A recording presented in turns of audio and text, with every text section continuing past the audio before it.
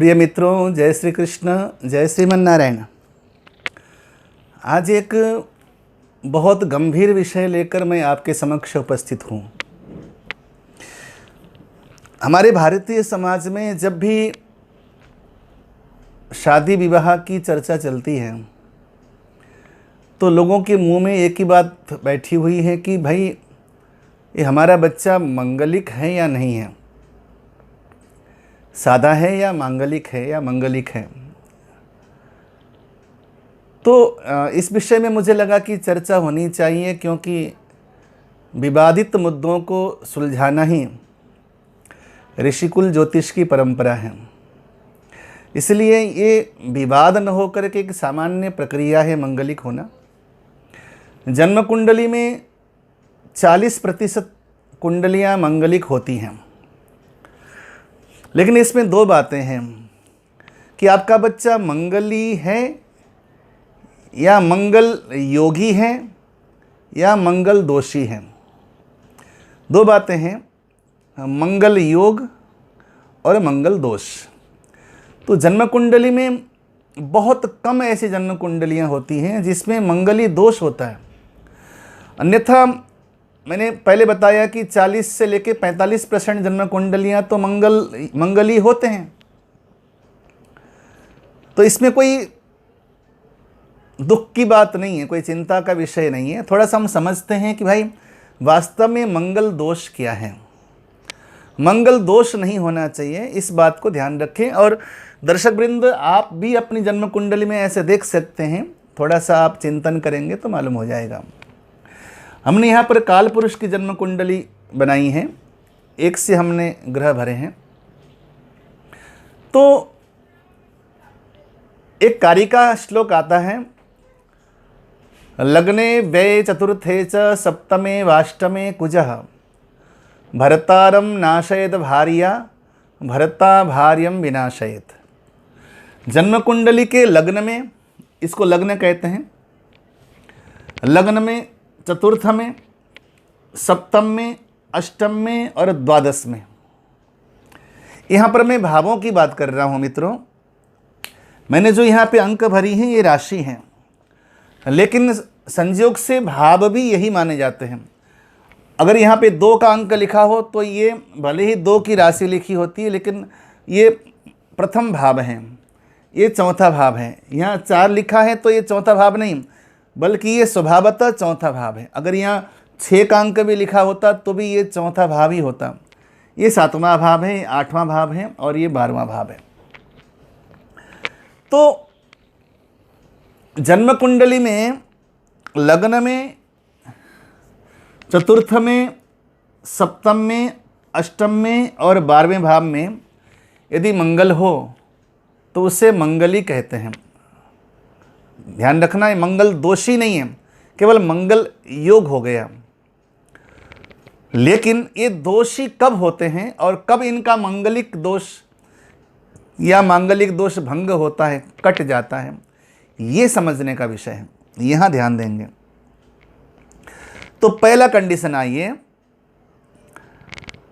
कारिका आती है, सप्तमे चैदा सौरिर लग्ने वापि चतुर्थके अष्टमे द्वादशे चैव भौम दोषो न विद्यते।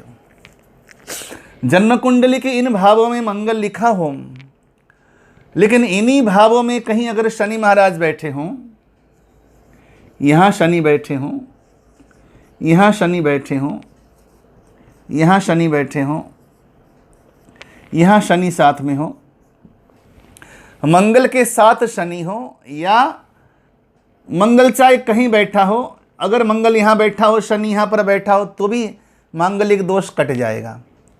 मंगल यहाँ बैठा हो और शनि यहाँ बैठा हो तो भी मांगलिक दोष कट जाएगा।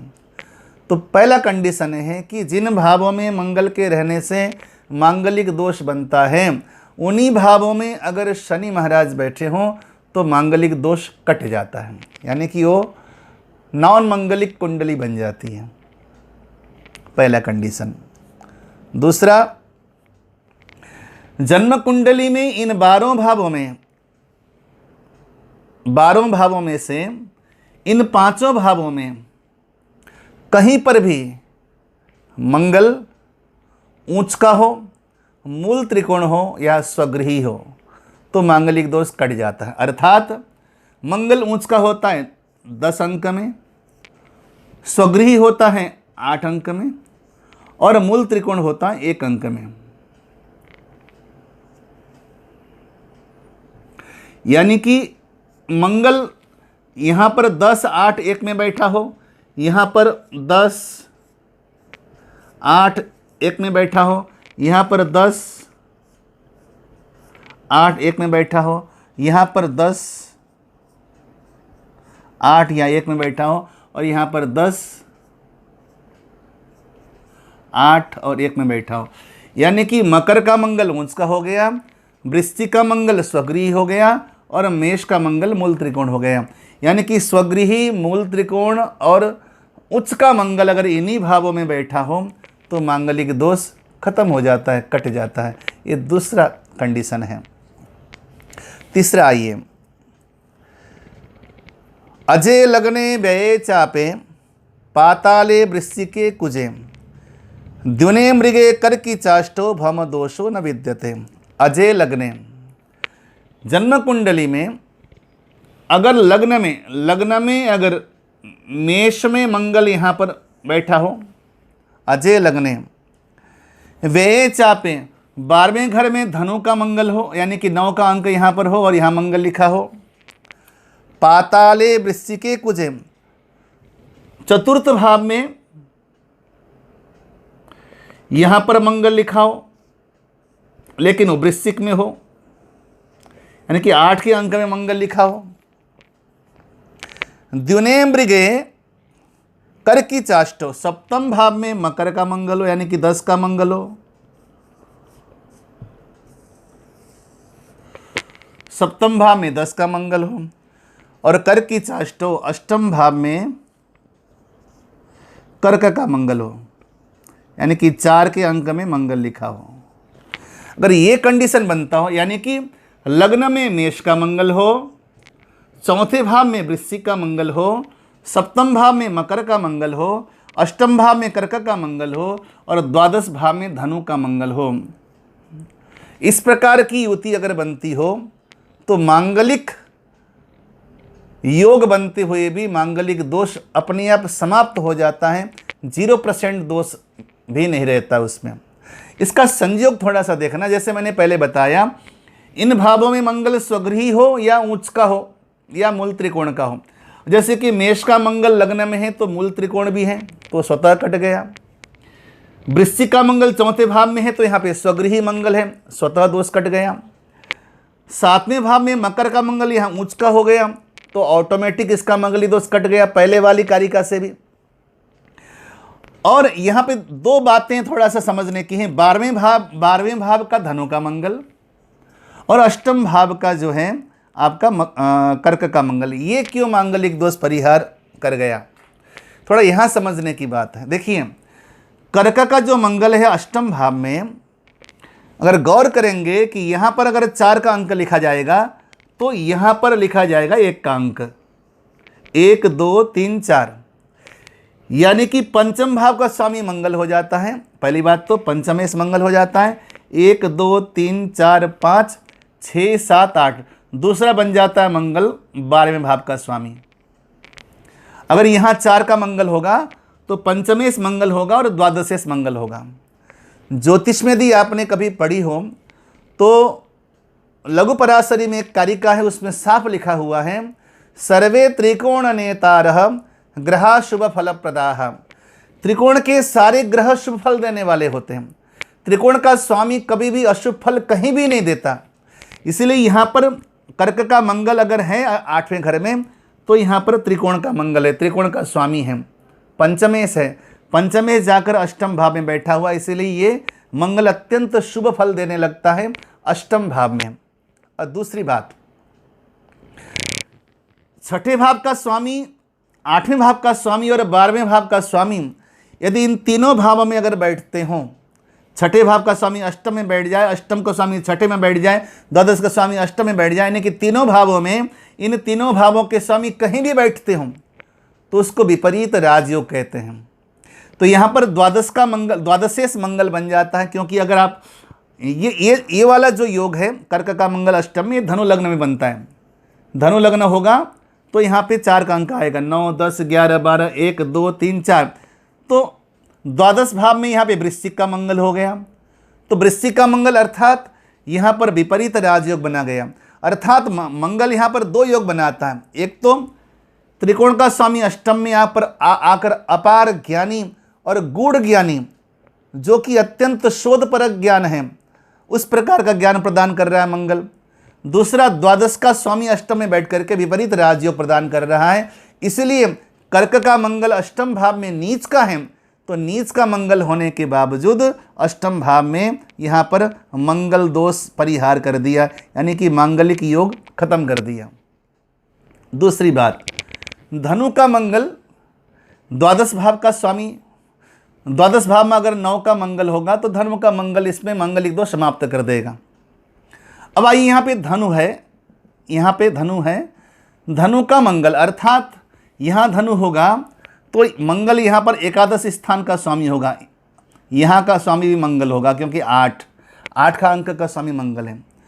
आइए 9, 10, 11, 12, 1, दूसरा स्वामी होगा मंगल चौथे भाव का, यहाँ का मंगल होगा, यानी कि 12वें भाव का जो धनु का मंगल है वो 2 भावों का स्वामी हो गया। एक तो चतुर्थ भाव का स्वामी हो गया, दूसरा एकादश भाव का स्वामी हो गया। सज्जनों, ज्योतिष का ये सूत्र है, चौथे घर से भी हम संपत्ति देखते हैं, धन देखते हैं, और 11वें घर से भी हम संपत्ति का आय देखते हैं, क्योंकि एकादश भाव इनकम भाव है, आय भाव है। यदि चतुर्थ भाव का स्वामी एकादश भाव के साथ कोई संबंध रखता हो, या द्वितीय भाव का स्वामी, जो कि द्वितीय भाव भी धन भाव है, धन भाव का स्वामी यदि एकादश भाव से किसी प्रकार का संबंध रखता हो तो महाधन योग बनाता है, राज राजेश्वर योग बनाता है, सदा सर्वदा संसार से पूजित योग बनता है। यानी कि यहाँ पर धनु का मंगल इसलिए मांगलिक दोष परिहार कर रहा है क्योंकि यहाँ पर महाधन योग, राज राजेश्वर योग बना रहा है, क्योंकि चतुर्थेश और एकादशेश का संबंध हो गया। इसलिए चतुर्थेश एकादशेश अगर द्वादश में जाके बैठता हो तो मांगलिक दोष परिहार कर देता है। तो इस प्रकार इस प्रकार से भी जो है मांगलिक दोष का निवारण हो सकता है। दोबारा से सुन लीजिएगा, लग्न में मेष का मंगल, चौथे घर में वृश्चिक का मंगल, 7वें घर में मकर का मंगल, अष्टम में कर्क का मंगल और द्वादश में अगर धनु का मंगल होगा तो मांगलिक दोष का परिहार हो जाता है। ये हमारा जो है तीसरा कंडीशन हुआ। अब चौथा कंडीशन, नमंगली चंद्र भृगु द्वितीय। अब चौथा कंडीशन है कि यदि द्वितीय भाव में शुक्र और चंद्रमा बैठे होंगे, चाहे किसी भी परिस्थिति में बैठे हों, वहाँ पर नीच के होकर बैठे हों, शत्रु घर में बैठे हों, तो भी अगर द्वितीय में शुक्र और चंद्रमा बैठे हों तो मंगलिक दोष समाप्त हो जाता है, वो रहता ही नहीं। नमंगली पश्यति यस्य जीवा। जन्म कुंडली में अगर इन भावों में अगर मंगल बैठे हों तो मंगलिक दोष बन जाता है, लेकिन इन्हीं भावों में अगर बृहस्पति देव यानी कि गुरु देख रहे हों, जैसे यूँ समझिए कि लग्न में कोई मंगल है, मेष का नहीं और किसी राशि का मंगल है, मान लेते हैं यहाँ पर जो है सिंह का मंगल है और सप्तम घर में गुरु है, आपका कुंभ का गुरु हो गया, तो यहाँ से गुरु की दृष्टि हो गई, सीधे सप्तम दृष्टि हो गई। तो यदि बृहस्पति की दृष्टि पड़ती हो यहाँ पर कहीं से भी बृहस्पति अपनी 9वीं 5वीं और 7वीं दृष्टि से देखते हो, पूर्ण दृष्टि से देखते हो, तो मंगलिक दोष निवारण हो जाता है। नमंगली पश्यति यस्य जीव। नमंगली केंद्र गते च राहु। मंगल इन भावों में बैठे हों जहाँ पर बैठने से मंगलिक बन जाते हैं, उन भावों में बैठे हों, लेकिन इन चारों भावों में कहीं भी राहु महाराज बैठे हों, राहु देव बैठे हों, चाहे यहाँ राहु बैठे हों, यहाँ राहु बैठे हों, यहाँ राहु बैठे हों, यहाँ राहु बैठे हों, चारों केंद्रों में कहीं भी राहु बैठे हों तो मंगली दोष परिहार हो जाता है, निवारण हो जाता है। और सबसे बड़ी बात, नमंगली मंगल राहु योगे। जिन भावों में मंगल के रहने से मंगली योग बनता है, उन्हीं भावों में अगर राहु देव बैठे हों, अगर राहु बैठा हो तो मांगलिक दोष समाप्त हो जाता है। ये अपनी चौथी कारिका है। 5वीं कारिकाएँ हैं कि जन्म कुंडली में आपके 27 से अधिक गुण मिलते हों, 27 गुण मिलते हों, और 27 गुण मिलने के साथ साथ वर वधु की जन्म कुंडली में आपस में दो चीज़ें ध्यान रखना होगा, ग्रह मैत्री हो, आपस में ग्रह मैत्री हो, और दूसरी बात राशि मैत्री हो, अर्थात ग्रह मैत्री के 5 में से 5 पॉइंट और राशि मैत्री के 7 में से 7 पॉइंट, ये दोनों पॉइंट मिलते हों और 27 से अधिक गुण हो तो उनका मांगलिक दोष स्वतः ही परिहार हो जाता है, निवारण हो जाता है। अब आइए अपनी जो छठी कारिका है, जो छठा परिहार है वो बताते हैं। शनि भौमोऽथवा कश्चित् पापो वा तादृशो भवेत् त्वेष्यैव भवनेष्वेव भौम दोष विनाशकृत। जन्म कुंडली में शनि और मंगल एक साथ बैठे हों, जहाँ पर बैठने से मांगलिक दोष होता, मैंने कहा लग्न, चतुर्थ, सप्तम, अष्टम, द्वादश, यहाँ पे मंगल के रहने से मांगलिक दोष बनता है, योग बनता है। लेकिन इन्हीं जगह अगर शनि महाराज साथ में बैठे हों तो मंगली दोष समाप्त हो जाता है। शनि महाराज के अलावा राहु बैठे इन्हीं भावों में, केंद्र में राहु बैठने से तो मांगलिक दोष खत्म हो ही गया, लेकिन इन भावों में भी अगर राहु महाराज बैठे हों तो मांगलिक दोष परिहार हो जाता है। राहु के साथ अगर केतु बैठा हो, क्योंकि पापोबा तादृशो भवेत, तो सूर्य पाप ग्रह है, इन्हीं भावों में अगर सूर्य महाराज बैठे हो मंगल के साथ